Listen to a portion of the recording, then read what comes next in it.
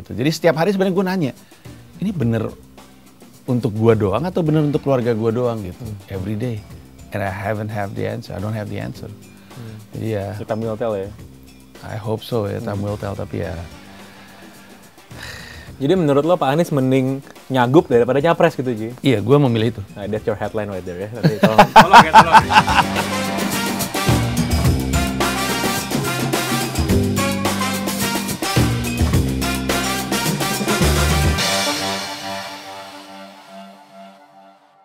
Selamat datang di edisi spesial Provokatif Proaktif bersama gue Pangeran Siahaan dan Panji Pragiwaksono. Kaget. Woi, kaget. Kaget kenapa tiba-tiba provokatif proaktif lu. It's been a while. It has been Udah a while. lama banget gue nggak ketemu sama Panji. Oh, long time ago. Iya, terakhir kali gue sama Panji, DKI belum ganti gubernur sih. Waduh. Bener. Belum ganti PLT kan sekarang. Betul. Apa kabar, Ji? Baik, men, baik. I'm looking forward for this. Udah lama gak ketemu ya? Iya. Lo Mohon sekarang... izin, saya dulu biasa bawain tasnya Pak Pangeran Siahaan kemana-mana. Saya tukang bawa tas saya. Gue tukang bawa mic dulu, Pak. Lu sekarang di New York kan? Lo tinggal New York? Iya, kan? di New York. Iya. Gimana cara menyambung hidup di Amerika? Untung saya YouTuber. Untung YouTuber. Karena sebagai pelawak bayaran saya masih $7, $10. Iya. Lo dibayar $10? $10, $7 ya, tergantung. Kadang $30, pernah $100, tapi on average ya 10 sampai 30. Nyokap gue tuh berapa minggu lalu gitu, random aja gitu. Terus lagi ketemu gue lagi makan di rumah nanya, itu teman kamu si Panji kok mau sih pindah ke Amerika? Dia kan di sana bukan siapa-siapa gitu. Bener sih tapi dia ngomong gitu. Iya. Kok dia mau? Ya gue bilang ke nyokap gue, ya itulah orang namanya punya cita-cita ya walaupun tahu susah bakal dibikin juga. Agak nggak rasional tuh. Tapi cukup tersanjung kejadian gue ini nyampe ke nyokap lu ya. Iya, menarik sekali. Iya. Jadi kita kan berdua suka hip hop ya. Iya betul. Dan New York itu kan santernya hip hop ya. Betul. Gitu. New York dalam bayangan, dan lu udah pernah ke New York sebelumnya kan? Sekali ya. Sekali. New York dalam bayangan lo, dan setelah lo tinggal di New York tuh gimana lo melihatnya? Pertama gue ada banyak banget yang tidak sesuai. Jadi kayak Apa tuh? Pertama-tama kalau lu nyebut New York, yang di kepala lu tuh sebenarnya Manhattan. New York tuh lebih gede daripada Manhattan. Masih ada Brooklyn, masih ada Bronx, masih ada Staten Island, masih ada terutama Queens. Queens tuh gede banget gitu. Nah, gue tuh tinggal di Queens. Gue tuh bisa loh berminggu-minggu nggak sih, karena sekarang udah mulai open mic, tapi bisa aja nggak ke Manhattan kalau gue nggak ada urusan sama stand up gitu. Dan di Queens nggak kayak New York yang ada di bayangan kita. Sisanya sih lebih kepada ini kota, kalau gue boleh klaim, ini kota sebenarnya lebih busuk daripada Jakarta. Bener. Mungkin Anies Baswedan kesana aja. Busuk banget tau itu kota. Banjir, bau pesing, banyak gembel, kriminalitas tinggi, banjir di dalam subway. Di dalam subway ekstrim banget lah. Ya tapi emang semua orang juga tahu itu bukan kota untuk nyari kenyamanan sih. Ya. Enggak. Dan ketika lo mendapati bahwa berbeda banget, lo sebagai orang yang lama tinggal di Jakarta gitu, lo tetap merasa bagusan Jakarta kan? Sekarang? Iyalah bagusan Jakarta, gila kali lo. Iyalah. Karena gue belum pernah ke New York gitu ya, definitely gue belum pernah ke US. Cuman semua orang yang pernah ke New York bilang hal yang sama gitu, dan busuk gitu. Busuk. Manhattan tuh busuk sekali. Di Manhattan tuh lu males masuk ke, boleh nyebut merek dikit nggak di sini? Boleh. Iya, males masuk McDonald's. Walaupun lu misalkan di Indonesia terbiasa gitu. Karena semua McDonald's selalu di depannya ada gembel bukan pintu. Yang ngarep lu ngasih dia makanan atau ngasih dia duit, kan lu males kan ngelewatin itu gitu. Jadi banyak nggak nyamannya. Di Indonesia sih ini ya, kita banyak kekurangan, tapi depan McD sih nggak ada gembel sih kita sih. Nggak ada sih. Iya nggak ada. Bahkan gue kalau misalnya lagi mau show atau mau open mic, gue bisa ngelewatin sidewalks di New York di mana orang tuh pakai drugs tuh di udara terbuka. Bener-bener di pinggir jalan gitu. Kata gue, ini gila sih ini kota nih, nggak beres banget. Dan gue udah tua ya, gue 43 tahun, tapi gue masih takut jalan malam-malam di New York, takut ada apa-apa. Badannya gede padahal kan? Badan gue, ya tapi comparable lah, sama orang Amerika comparable lah. Betul. Average lah. Cuman tetap takut loh gue, takut. Untuk menjadi seorang 43 tahun takut jalan malam-malam tuh kan itu menggambarkan betapa menakutkan kotanya. Ngeri sih. Iya.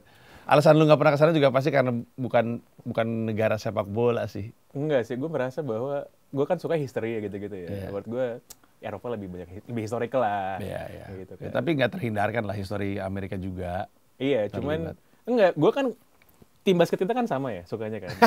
Detroit Pistons kan. Iya. Dan ya Detroit gue Google ini sih kayak nggak menarik kalau buat disamperin. Enggak, itu mahkota pabrik itu. Iya. Bener. Tangerang gitu Iya, maksudnya kan. iya, betul sekali. Apa yang bikin lo pulang ke Jakarta, Ji?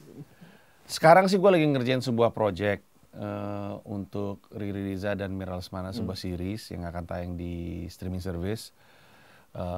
Dan gue kalau ada pekerjaan yang duitnya lumayan, ya gue balik karena di sana nggak ada duit kan. Gue kan hidup dari $10. ya di sana ya betul. Ya sebenarnya sih ketika di sana gue tuh relatif lebih masuk akal menyebut diri gue YouTuber karena gue hidup dari AdSense dan membership. Tapi kalau misalnya ada kesempatan gede, gue pulang gitu. Nanti gue akan pulang lagi sekitar November akhir karena gue ada show di Istora. Tapi ya gitu aja, hidup gue seperti itu. Kebanyakan di sana, kalau ada kerjaan balik. Panji tuh ngasih tau gue lo mau ke US itu kan kita ketemu kapan ya? Kayak 2 tahun lalu gitu ya. Dan lo bilang bahwa ya lo mau pergi, gue salah satu orang pertama yang tahu lah lo mau pergi gitu kan. Betul. Semua orang mungkin pas tahu lo mau pergi, semua ngapain sih keluar dari satu zona nyaman lo gitu. Kedua, mengejar cita-cita gitu ya. Walaupun gue juga nggak kaget sih. Ada orang mau ngejar cita-cita ke New York umur 43 tahun. Temen gue yang namanya Coach Justin tuh jadi YouTuber umur 50. Men. Dan menghasilkan pula gue dengar. Menurut gue di YouTuber bola terkaya di Indonesia. Iya. Gila sih tuh orang. Iya. Jadi ya gue udah sering ketemu sama orang-orang gila yang mengejar cita-citanya lah. Cita-cita lo apa sih? Di New York lo pengen jadi kayak Trevor Noah gitu? Enggak, gue pengen jadi komika New York. Komika New York? Itu cita-citanya. To wake up and say, I'm a New York comic. Dengan semua dinamikanya gitu. Gue nggak tahu lo familiar dengan nama ini atau nggak. Ada stand up comedian namanya Andrew Schulz. Andrew Schulz itu tahun 2017 ngupload video judulnya 441. Dia manggung di 4 comedy club, bawain 4 set yang berbeda tapi dalam satu malam. Seru banget ngeliat dia pindahnya itu loh. Kadang-kadang naik subway, kadang naik kereta dan naik taksi, itu yang membuat gue berpikir, gila ini seru banget nih hidup menjadi seorang stand up comedian di sana gitu. Dan mulai itu gue niatkan nabung supaya gue bisa bawa keluarga ke sana. Nah, orang suka nanya, apakah target lu Netflix special, apakah target lu Madison Square Garden gitu, atau Beacon, atau apa.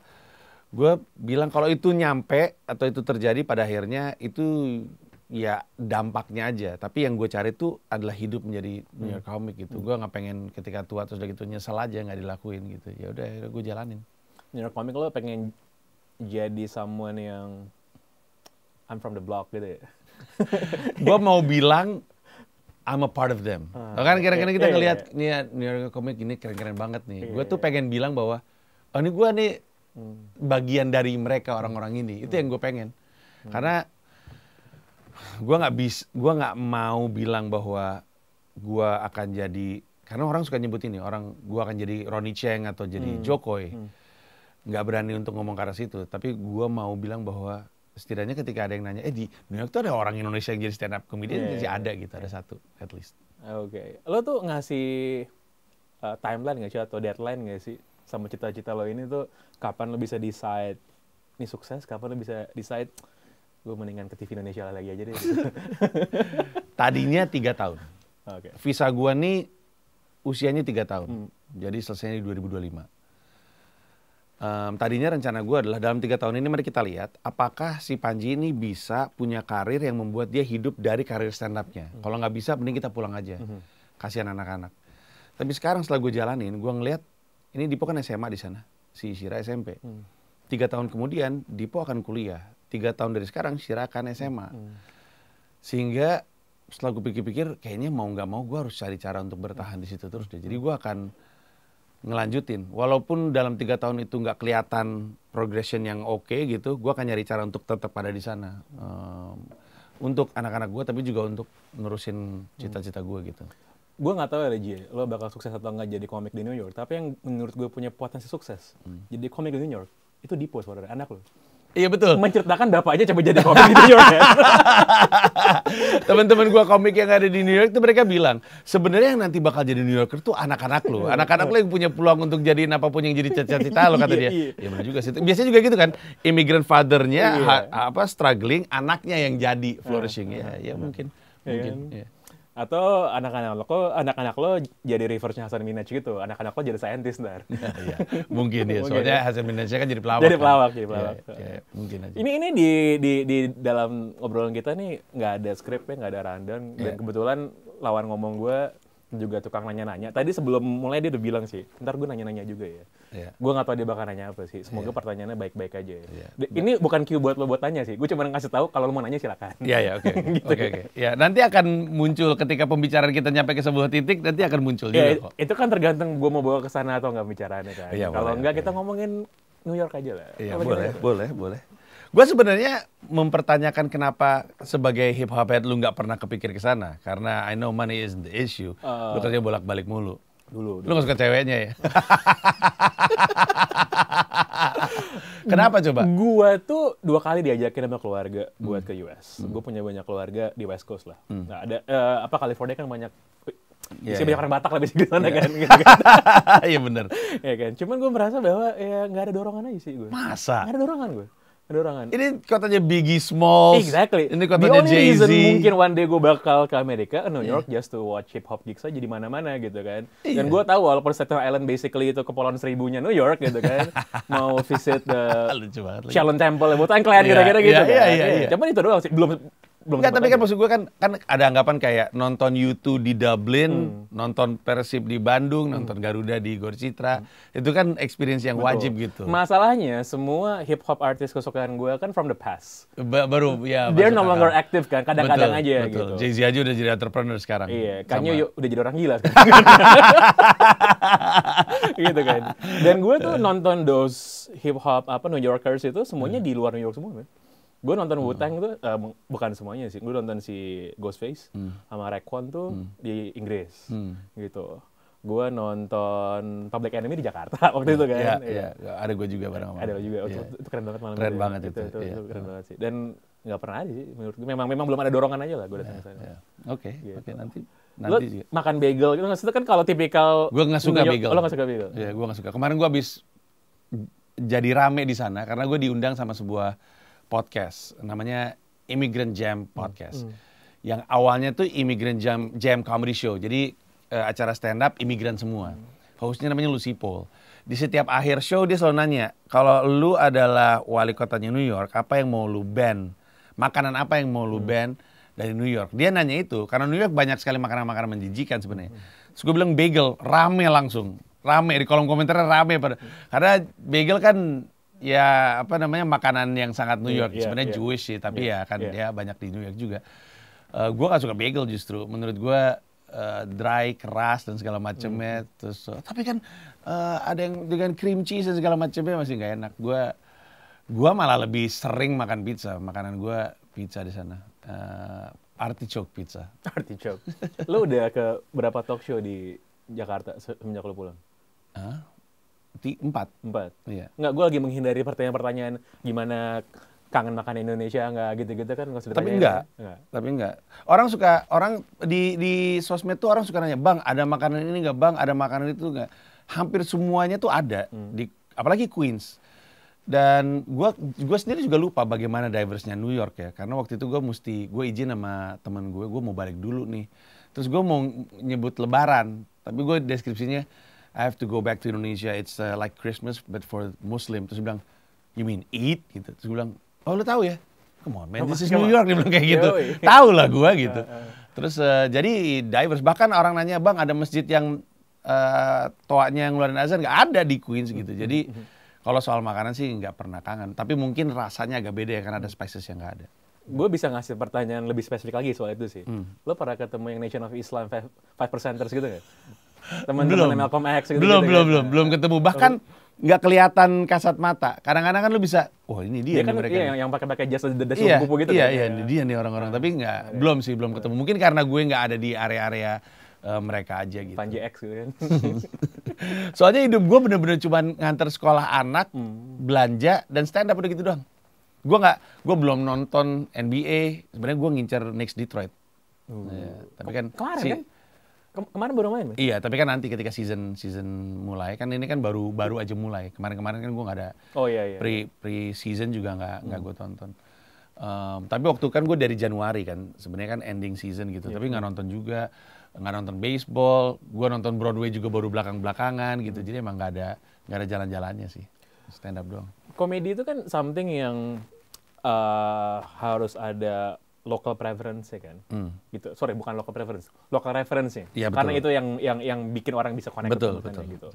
Walaupun New York itu diverse, gitu, dan walaupun lu juga well versed lah urusan American culture, gitu, New York culture, tapi lu bisa langsung tune in nggak sih soal apa yang bikin mereka ketawa dan apa yang enggak gitu? Karena kan komedi is very subjective kan. Iya, enggak karena gue harus ganti cara gue stand up. Gue suka ngupload stand up clip gue di New York dan orang menyadari gayanya beda banget ya sama si Panji kalau di Indonesia.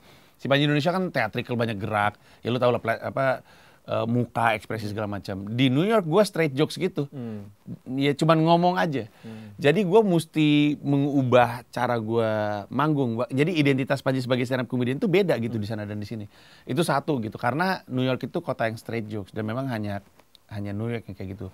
Kalau ke LA konon katanya lebih character based. Di LA itu karena banyak actors mungkin ya. Senengnya yang big characters gitu. Jadi susah karena gue mesti mengubah cara stand up. Yang kedua adalah susah untuk gue memahami zeitgeist-nya orang New York gitu. Yang apa sih yang lagi lu pikirin gitu. Apa yang membuat lu menarik gitu. Karena yang gue tahu dari dini adalah mereka mengapresiasi yang unik gitu. Kalau lu naik tuh lu harus bilang sama gue apa yang membuat lu menarik gitu. Makanya ketika kita nonton stand up, ntar ada yang bilang, gue imigran Uganda, gue trans, bokap gue baru came out, gitu-gitulah. Pokoknya buru-buru bilang bahwa lu unik. Keunikan gue adalah Indonesia, karena nggak ada komika Indonesia di sana. Bahkan sedikit sekali orang Indonesia. Tapi itu tidak membuat mereka jadi ketawa. Itu hanya membuat mereka nyimak. Halo, saya dari Indonesia, nyimak tuh mereka. Tapi bikin mereka ketawa adalah hal yang berbeda. Nah itu yang butuh waktu, lama sekali. Tapi nemu pelan-pelan joke komparasi dan segala macamnya datang dengan resiko. Karena biasanya ketika gue mengkomparasi Amerika dan Indonesia, sekilas terdengar kayak ngejelek-jelekin Indonesia. Kemarin gue habis ketemu Soleh Solihun.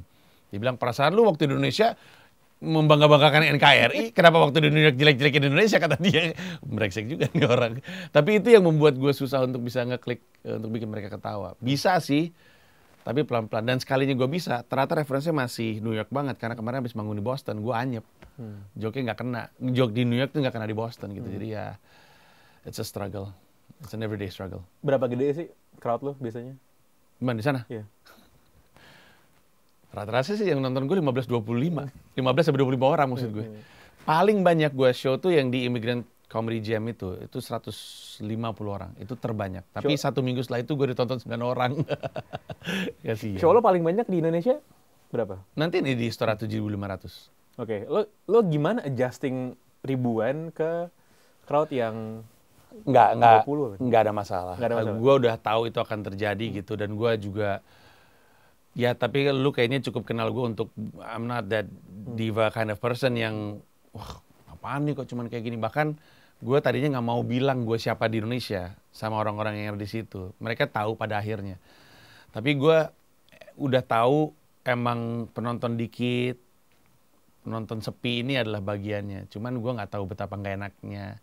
Gue udah lama nggak stand up di depan sedikit orang. Jadi gue baru kembali tersadar betapa beratnya stand up.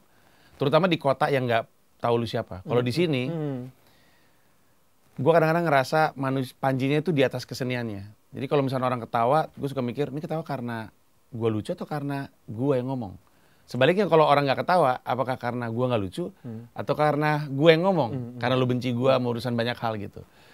Setidaknya di New York, keseniannya di atas orangnya.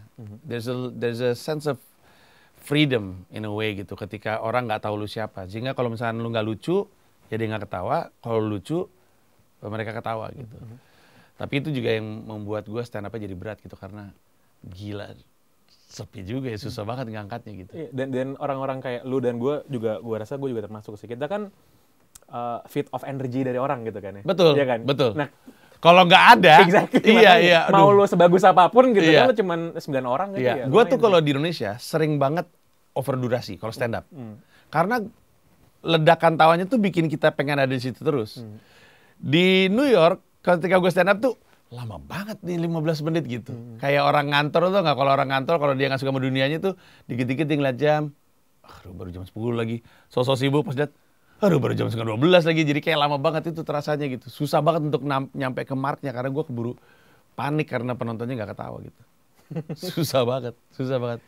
Lo tuh ini gak sih, lo pernah gak sih kayak lo pulang ke rumah gitu ya, malam-malam gitu, terus ya klasik lah lo lihat ke kaca itu, ngapain sih gue di sini anjing gitu. Lo pernah gitu gak sih?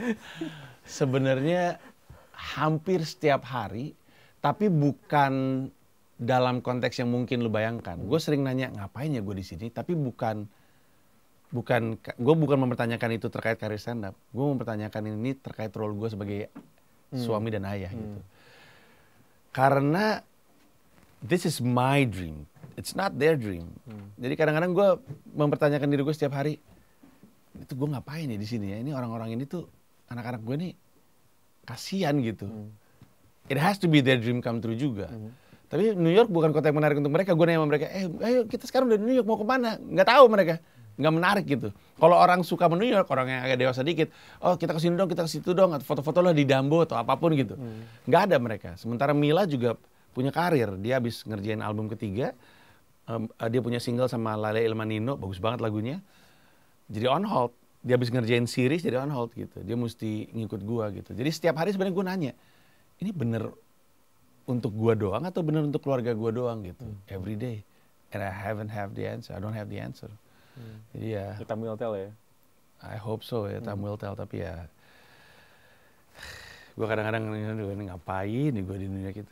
Udah jauh men, dari Hole in the Wall sampai sekarang tuh jauh loh. Ya ampun, Hole in the Wall disebut Hole in the Wall. Nah, maksudnya tuh udah jauh aja progres gitu. Dan gue sih, salah satu hal yang gue selalu belajar dari Panji memang nggak boleh stagnan gitu loh. Lo harus progres terus. Walaupun mungkin progresnya buat banyak orang agak ridiculous gitu ya. Tapi kalau gue tuh lebih ke, kalau gue anxious kalau nggak berubah. Kalau nggak gerak tuh ada rasa panik gitu. Jadi ya, maksudnya bukan karena gue jago atau apa, lebih ke guenya emang I was built that way aja, nggak bisa diem. Lo tuh mau ada show stand up Betul. gede yang tadi lo bilang 7.500. Kapan? Tanggal 4 Desember. 4 Desember. Jam 8 malam tuh hari Minggu di Istora Senayan. Di Istora. Sebelum gue cuma ada satu orang yang pernah manggung stand up di situ, itu Russell Peters. Kayak gue nonton itu. Iya. Pertama kali dia kesini itu dia di Istora Senayan. Iya. Dan gua kemudian ya. It's gonna be special. Karena buat gua tuh, gua nggak punya venue lain yang gua pengen isi. Paling tinggi itu Istora. Waktu gua kecil, pertama kali gua nonton live show, itu di Istora Senayan, nonton Google Five dan Gaban. Dulu Google Five dan Gaban datang ke Indonesia bikin live show gitu, gua nonton di situ. Jadi buat gue itu ikonik lah. Terus udah gitu, pertama kali gua, lebih tepatnya gua pernah stand up di Istora karena Glenn Fredly. Glenn Fredly bikin konser, dia minta gua stand up di situ. Habis itu terakhir kali gue nonton konser itu konsernya Glenn juga di situ. Dan ketika Glenn meninggal tahun 2020, gue makin merasa memang bener nih gue harus manggung di sini. It has to happen gitu. 7.500 di Istora sold out. Harusnya Hampir. Sekarang tersisa 100 tiket dari 7.500 tersebut. Wow, oke. Yeah. Itu udah lo plan sebelum lo ke New York atau memang setelah lo di New York baru lo plan? Oh sebelum, bahkan itu jadi salah satu cara gue untuk memastikan gue punya duit ketika di New York. Ini kalau misalkan kagak laku, ini gue gak punya duit ini untuk pegangan. Mahal men, New York kan kota termahal di Amerika. Jadi emang udah jadi bagian dari rencana gue. Coba lo jelasin logiknya, gimana bisa kota termahal tapi at the same time busuk tuh gimana ceritanya? Kalau menurut lo kenapa? Tolol aja. Gak tahu gue juga. Makanya orang New York juga selalu benci. Orang New York kan kalau ditanya, lu cinta New York gak? Kalau ditanya, jawabnya enggak. Tapi dalam hatinya banget gitu. Karena ada love and hate relationship. Ini kota busuk banget dari dulu, dari tahun ke tahun gitu. Tentu lebih baik.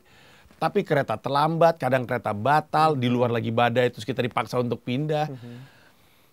Pembunuhan, hate Asian crime gitu. Jadi prediksi gue, yang membuat kotanya busuk itu sebenarnya fakta bahwa semua jenis manusia dengan kulturnya masing-masing itu tumplek di satu tempat.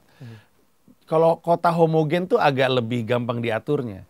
Tapi kalau kota terlalu heterogen dengan kultur, lu nyampurin kultur dari begitu banyak negara di satu tempat, Those things are going to happen.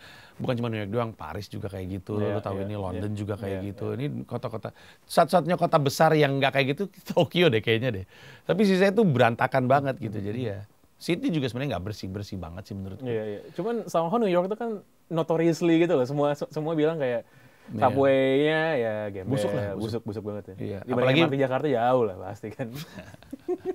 Itu orang Amerika kalau datang ke Jakarta ngeliat MRT Jakarta tuh, gue kayaknya tinggal di sini aja. Jadi bagus banget walaupun MRT Jakarta baru 1 lajur ya, nggak ada apa-apanya yang di sana. Di sana tuh orang nggak punya pilihan. Kayaknya itu salah satunya. Itu salah satunya alasan kenapa kotanya tuh nggak punya keinginan untuk ngerapihin, karena lu nggak punya pilihan. Emang subway jelek, tapi sangat terkoneksi gitu. Jadi ya itu prinsip seperti itu applies di banyak hal, healthcare dan segala macamnya, keamanan, kepolisian gitu-gitu. Ketimpangan sosial ekonomi itu kelihatan jelas nggak, Ji? Sangat. Kalau di New York? Sangat Jelas ya? Iya, sangat kelihatan jelas. Soalnya siapa sih sekarang wali kotanya? Gue lupa dah. Gue juga lupa sekarang siapa wali kotanya. Iya. Kayaknya emang nggak beres deh nih kota yang ini. bekas polisi kan? Iya, kalau gue nggak salah. Iya. Kayaknya emang nggak beres deh. Soalnya ini bukan cuman masalah opioid epidemic ya, bukan cuman masalah itu. Ini juga mungkin, dan mereka juga diambang resesi kan, ya. Jadi kerasanya tuh kerasa di stres dan depresinya orang-orang jalan di sekitar lu gitu. Berantem secara terbuka itu sering banget terjadi gitu. Bukan karena nabrak atau klasik, I'm walking here, bukan karena itu. Emang orang stres pada seliwuran gitu. Dan mereka pada punya pistol. Jadi nakutin. Jadi ya nggak tahu ya.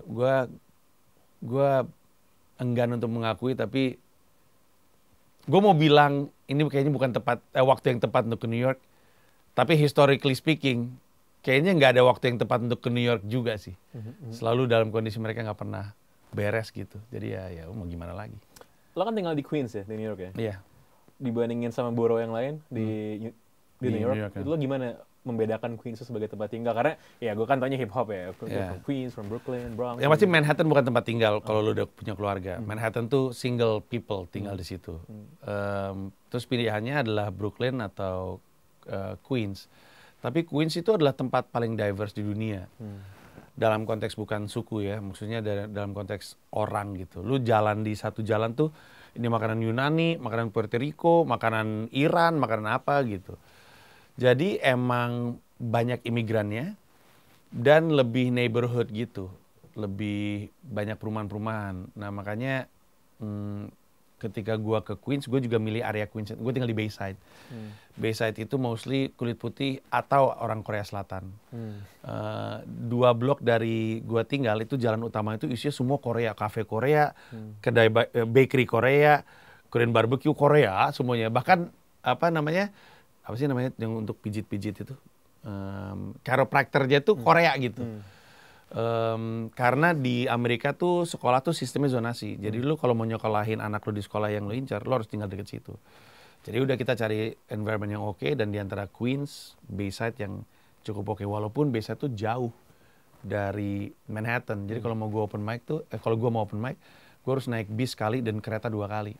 Ya kayak gue datang dari Bekasi kali untuk kerja di Sudirman.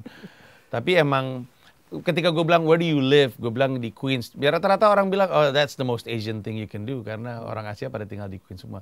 Orang Indonesia kebanyakan di Elmhurst. Cuman lingkungan sekolahnya lebih baik di Bayside, jadi akhirnya gue tinggal di situ. Nas tuh dari Queens kan? Nas dari Queens, ya. Jay-Z dari Brooklyn. Jay-Z dari Brooklyn. Iya, betul. Kita referensi hip hop sih pasti. Mohon maaf ya. Mohon maaf. Ya.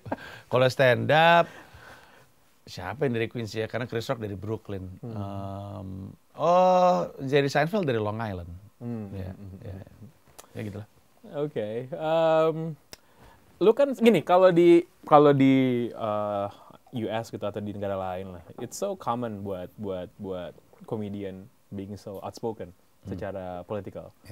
Di Indonesia sih sekarang udah banyak nih, udah banyak yang kasus lagi. Jadi kasus. Teman kita juga itu. Kayaknya jangan ngomong jorok. Iya. Poin gue adalah, tapi perbedaannya nih Ji ya, lu dengan teman-teman kita yang lain itu adalah, lu tuh actually endorsing, bukan criticizing, gitu kemarin. Pak Anies. Iya, iya. Gitu kan. Gue rasa wajar untuk gue nanya lagi sama lo bahwa oke, sekarang nih Pak Anies maju jadi bakal capres. Iya. Semua orang bakal nanya pasti kan, lo bakal bantuin lagi nggak?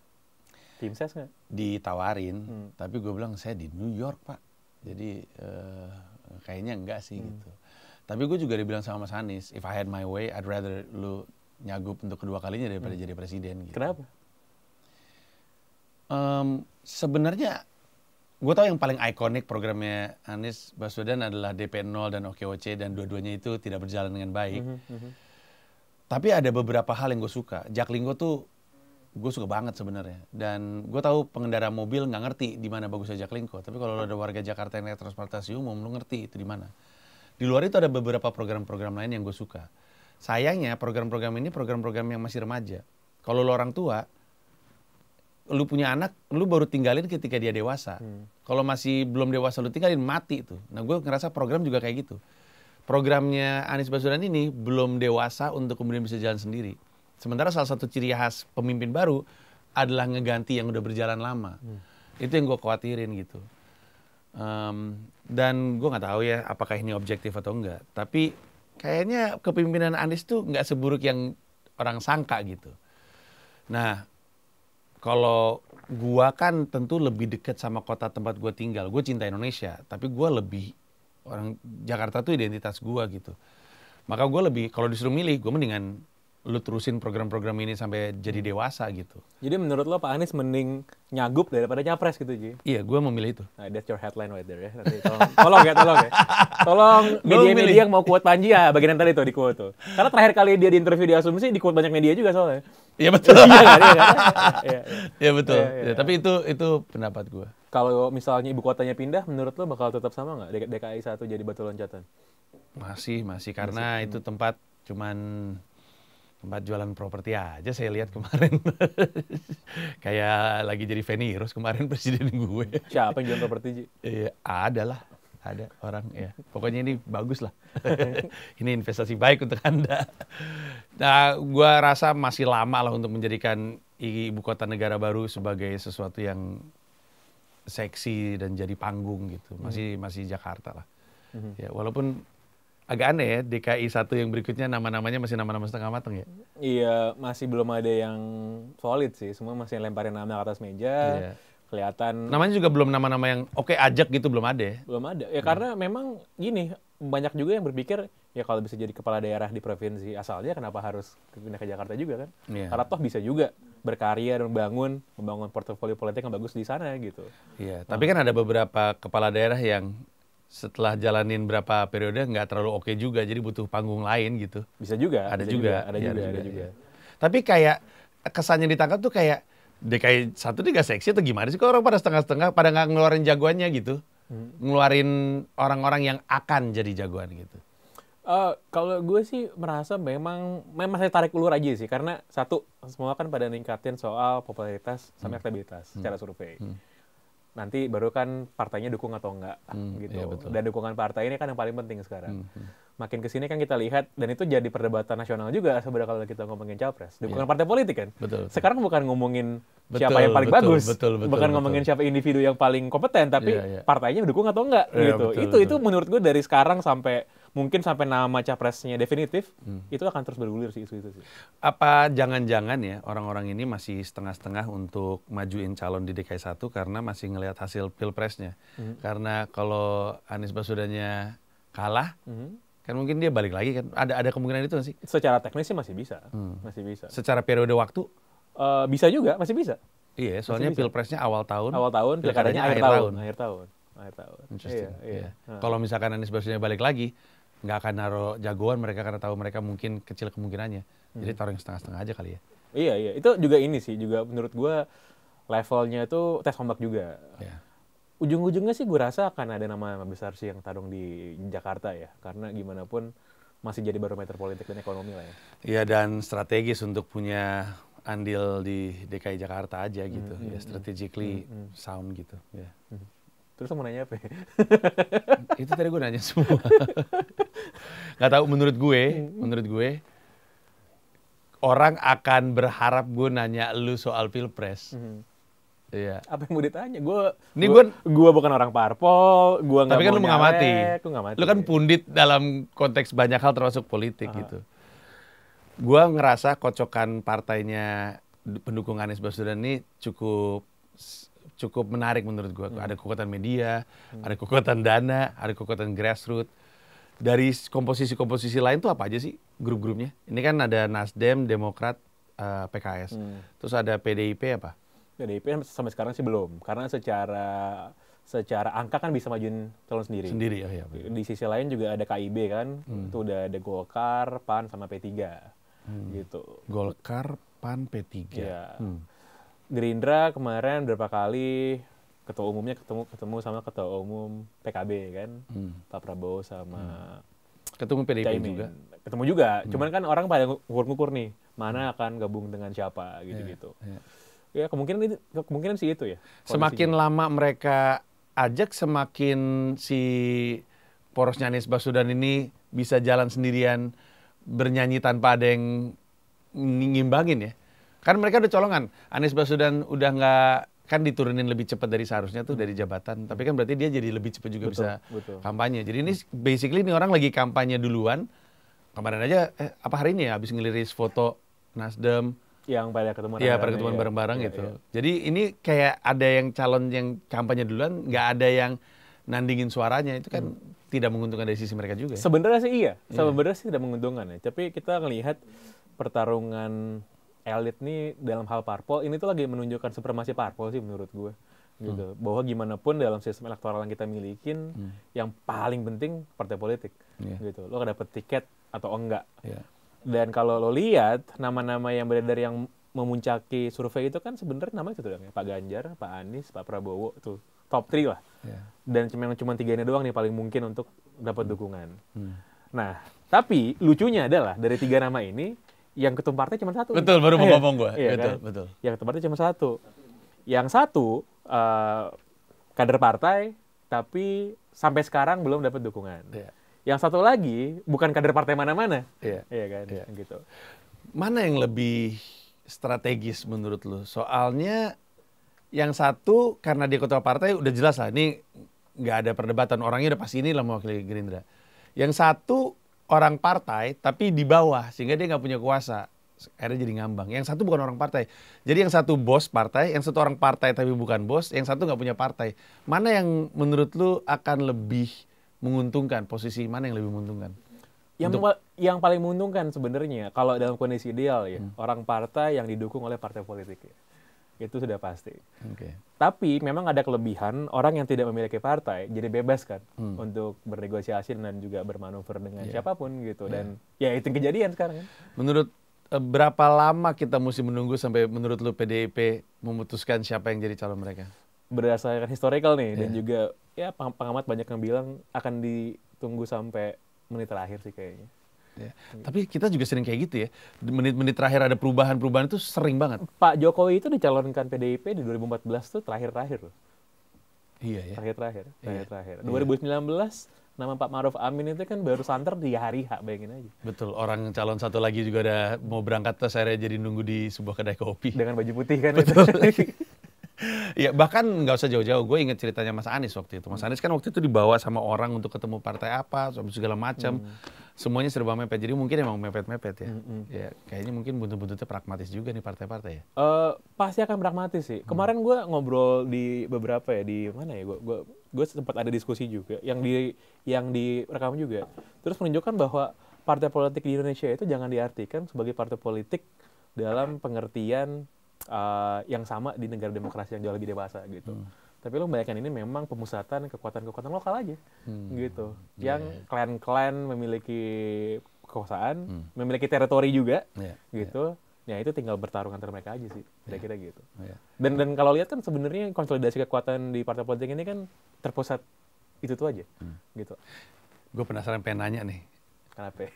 Kalau misalnya, karena kan buntut-buntutnya kan angkanya akan berbicara. Kalau misalkan ternyata PDIP pragmatis kemudian bilang udah terlalu berharga kesempatan untuk berkuasa untuk kita coba-coba di Puan Maharani, yaudah kita pilih Ganjar.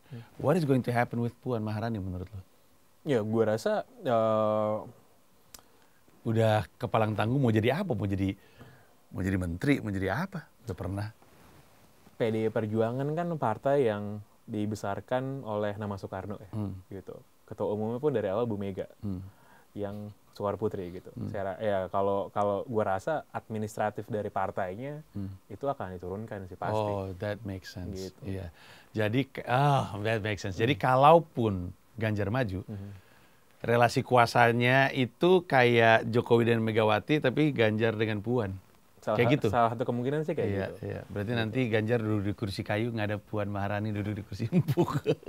Ini kan yang apa namanya jadi sebuah kontes dalam kontes yang lebih besar gitu ya. Iya. Jadi semua orang pada nungguin capresnya siapa dari tiap-tiap partai, tapi di dalam konteks PDI Perjuangan misalnya nungguin nih siapa nih yang akan dimajuin oleh mereka, bukan soal pertarungan mereka dengan partai lain. Iya, iya. Aduh, menarik sekali. Menurut lu akan kok jadi gue banyak nanya, nggak apa-apa ya? Gue penasaran. Menurut lu apakah akan setoksik kemarin? Kemarin itu 2019 atau 2015? 2019. Toksik dalam hal apa polarisasi gitu ya. Gue sih merasa dari kocokannya kayaknya enggak ya? Enggak, gue sih merasa tetap akan toksik sih. Oh ya? Gue merasa bahwa polarisasi itu bukan masalah calonnya ada berapa sih menurut gue gitu. Tapi memang kita membuka Pandora box yang sudah pernah dilakukan dan ternyata bisa efektif, di mana ya model-model campaign yang sangat sangat damaging sebenarnya ternyata bisa berbuah hal yang positif gitu. Tapi kan maksud gue tahun lalu orang udah tahu ujung dari Pilpres yang kayak gitu. Kalau cek di sosmed kan orang pernah bilang, emang sejak kemarin masih pada percaya ya sama Pilpres karena udah pada berantem, udah pada pahit-pahitan, teriak-teriakan, hina-hinaan, tiba-tiba satu kubu juga gitu. Jadi kita kan memang suka short term memory loss kita semua kan. Bener kita mungkin lupa kayak belajar dari kejadian 3-4 tahun yang lalu gitu. Di sisi lain tuh ada yang menarik, Ji. Kemarin gue ngobrol dengan beberapa pengamat itu, peneliti, dia bilang bahwa ada orang-orang yang masih nggak aware kalau Pak Prabowo tuh berada dalam pemerintahannya Pak Jokowi itu ada. Di daerah ada. Gila juga ya. Ada. Gitu. Bahkan sebenarnya hadirnya Kiai Ma'ruf di dalam di kabinet sebagai wapres itu kan harusnya bikin orang ngapain sih kita kemarin kayak kemarin gitu. Karena sekarang nih cara paling enak untuk menghentikan diskusi, karena sampai sekarang kan masih ada yang pakai istilah oh sini cebong nih, sini kampret gitu. Cara paling enak kan adalah dengan nanya sama kedua belah pihak, menurut lu Ma'ruf Amin cebong atau kampret? Nggak ada yang bisa jawab kan, mereka bingung kan, harusnya cebong tapi ternyata kampret gitu kan. Jadi gue pikir tuh itu membuat mereka berhenti untuk nggak kayak gitu di kampanye berikutnya, tapi kayaknya bakal sama aja menurut Kalau menurut gue sih nggak akan jauh beda. Kemarin gue juga udah lihat datanya sih bahwa polarisasi itu, dan ini nggak harus ngomongin soal identitas ya, nggak harus ngomongin soal profil sosial atau agama gitu. Kita kan ngomong polarisasi juga bisa dari perbedaan politik misalnya gitu. Karena kalau menurut gue 2024 profil dari calonnya nggak akan kayak pilkada DKI 2017 misalnya gitu, kan akan sama semua sebenarnya. Tapi kan yang namanya memainkan identity card ini nggak harus soal itu gitu. Iya, nggak harus soal itu gitu. Iya. Nah, akan toxic sih. Menurut gue sih akan sama toxic gitu. Dan lo tau nggak yang paling akan menurut gue jadi battleground paling kenceng, Dan? Apa tuh? Dulu kita kan ribut-ributnya di Twitter gitu ya. Ribut-ributnya habis itu di YouTube gitu. TikTok, men. Iya lagi. TikTok, men. Iya, waktu itu ada TikToker bikin konten spesifik ngebahas soal, gue sebutnya nggak apa-apa kali ya, Puan Maharani itu, dia curiga Puan Maharani itu bayar TikTokers untuk bikin konten di TikTok untuk ngangkat Puan Maharani. Terus dia, kesan yang gue tangkap adalah dia kaget gitu. Padahal di mana yang lagi rame pasti akan ada politisi terlibat di situ karena eyeballs kan. Dulu Twitter juga nggak seperti sekarang, tapi karena Twitternya rame akhirnya jadi rame sama politik dan akhirnya pahit gitu. Jadi ya benar mungkin TikTok kayak gitu. Lu ntar balik, lo Google ya, lo lihat, lo research pemilu Filipina kan baru nih, tahun ini juga nih. Pemilu Filipina, pertarungan TikToknya gila, men. Dan menurut gue nggak akan heran kalau itu kejadian di Indonesia juga. Karena ada generasi yang menjadikan TikTok ini sebagai sumber referensi utama mereka. Dan mungkin verifikasinya minim gitu ya. Betul. Lo tau nggak apa yang kejadian pas di Filipina? Itu menurut gue suka dipercaya, tapi ya Jadi kan yang menang kemarin kan Momong Marcos kan? Betul. Anaknya Ferdinand Marcos kan? Iya. Gitu. Ada konten-konten ya, ini gue dikirimin ya sama temen gue dari sana nih. Ada konten-konten kayak dulu Ferdinand Marcos, kayak memelihara, gue lupa pengungsi atau apa, anak dari Afrika gitu, dirawat apa gitu. Ketika gede, dia jadi Michael Jordan. Yang bener loh. Serius gue. Wah udah gila kali. Serius gue. Wah gila. Nah ini menurut gue ya, kenapa menurut gue satir di era kayak sekarang tuh mati, men. Kenapa? Oh tapi itu satir kali ya? Satir, enggak. Gue nggak tahu itu dimaksudkan satir atau enggak. Cuman teman gue di sana bilang, ada orang yang percaya gitu. Wow, that's crazy. Ada orang yang percaya gitu, mah. Gitu. Makanya kan kalau kita ngomongin satir itu kan harus membutuhkan pengertian pengetahuan bahwa orang tahu ini satir. Iya, gitu. betul. Kan? Orang harus tahu kenyataannya dulu untuk tahu bahwa itu satir. Masalahnya orang nggak tahu yang benar apa faktanya. Menurut gue problem soal fake news, alternative facts itu tuh membunuh satir menurut gue. Karena orang jadi nggak tahu mana yang benar, mana yang enggak kan. Bener. Mana kemarin gue habis baca ada artikel yang bilang bahwa untuk anak generasi sekarang sumber beritanya ya TikTok sumber beritanya loh. Iya, bener. Iya. Itu gue udah nemu banyak banget orang yang ngomong gitu, dan gue udah lihat sendiri kenyataannya kayak gimana. Dan mereka tuh lebih percaya itu daripada nge-google informasi, men. Asumsi ada di TikTok nggak? Ada. Ya harus ada, kita harus ada emang. Iya, wow, gila juga ya. Nah, lo bisa bayangin 2024 ya gimana? Wah, gila sih. Wah, lebih gila lagi sih. Menurutku gila sih. Ini kita belum ngomongin deepfake dan lain-lain ya. Iya, wah deepfake lagi. How do you explain deepfake ke orang-orang yang 50-60 tahun ke atas gitu? Iya, kan? betul. Atau yang mungkin tingkat benar ya, literasinya mereka yang rendah. lebih nggak ngerti ya, benar. Gue tuh sering banget diajakin kampanye literasi digital gitu ya, ke kampus-kampus. Terus gue bilang, enggak, yang harus dikasih kampanye itu bukan yang tua-tua justru. Anak-anak, orang tuanya, gue bilang. Karena di grup WhatsApp yang sering nyebarin hoax justru orang-orang itu. Iya. Bener. Wow, that's crazy. Gitu. Lo bentar pas 2024 pemilu lo di US berarti? Iya, lagi di sana. Iya. Lo akan nyoblos di sana berarti? Nggak tahu. Kira-kira? Ya. Harusnya sih ya. Oh, iya. Iya. Ini kalau ada ya teman-teman mau nyalek DKI 2 ya. DKI 2 tuh Jakpus, Jaksel, luar negeri ya. Ini jurang kampanye nih tersedia nih. Nah, tapi gue nggak tahu sih, sebenarnya teknis untuk bisa nyoblos di luar negeri itu gimana sih? Terdaftar aja. Dan harusnya kalau lo tinggal di sana sih lo bisa ngecek ke KJRI. KJRI, benar. Oh ya, oke. Benar. Gue dulu pernah ngasih apa? Dan itu seru sih karena biasanya itu orang-orang yang tinggal di luar yang mungkin udah lama nggak ke Indonesia itu justru mereka lebih semangat sebenarnya. Baru mau ngomong. Sebenarnya battleground Amerika Serikat tuh kemarin fierce banget di konteks politik. Dan mereka jadi kan gue ada di sejumlah grup yang orang Indonesia ya, banyak lah yang gede-gede banget. Pas gue udah muncul dari Januari, tapi belakangan nih setiap kali gue muncul untuk promo gue ada show, kok ada Kadrun nih di sini? Oh ini kan yang waktu itu, wah ini udah mulai nyala lagi mesinnya. Pas gue cek mereka 2017 bikin Facebooknya dan tergabung di grupnya 2017. Jadi gue diingatkan kembali betapa banyak dan orang Indonesia yang di New York cerita sama gue waktu terakhir Pilpres di sini ngeri banget sih, bahkan di antara Indonesia yang ada di New York. Jadi ya pertarungannya itu sengit banget. Jadi gue khawatir banget kalau misalkan, dan gue nggak tahu orang tahu ini atau enggak, tapi orang Indonesia yang di New York itu banyak kubu-kubunya juga. Ya, jadi waktu gue nyampe nih, minggu pertama, nanti gak usah nongkrong sampai sebelah sana ya, mereka orangnya gini gitu.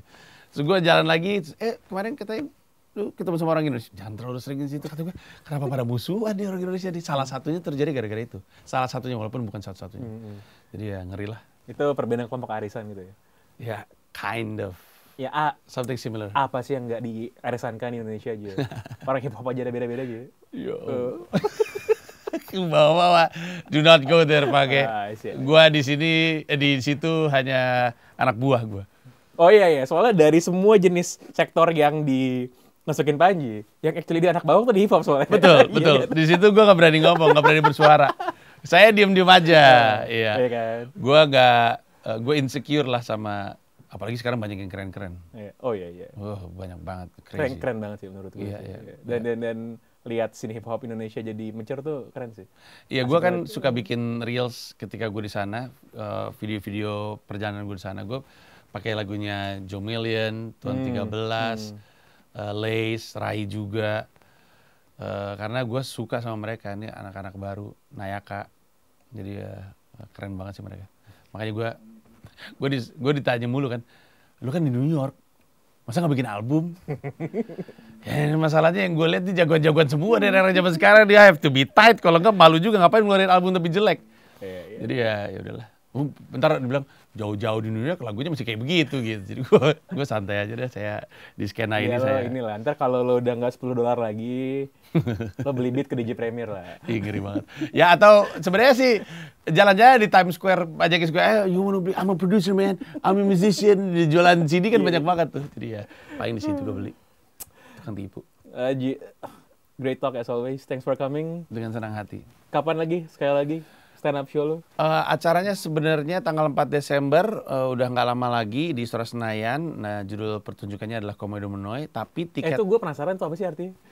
Bahasa Yunani artinya objek tertawaan. Jadi ada the father of comedy namanya Aristophanes. Aristophanes itu bilang bahwa komedi itu akan selalu menyinggung.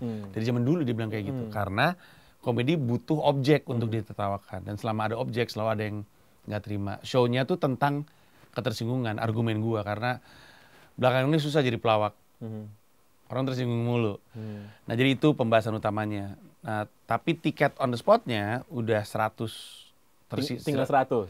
Iya, dari 7.500 tersebut. Makanya kami ada opsi live streaming. Jadi kalau misalnya mau nonton, kalau sekedar pengen nonton live streaming aja. Kalau mau experience, datang langsung ke sana. Nah, tiket untuk streamingnya Rp300.000. Dibuka dari 1 November sampai 28 November. Infonya ada di Instagram gue. Thank you. Sama-sama. Thank you. Yes,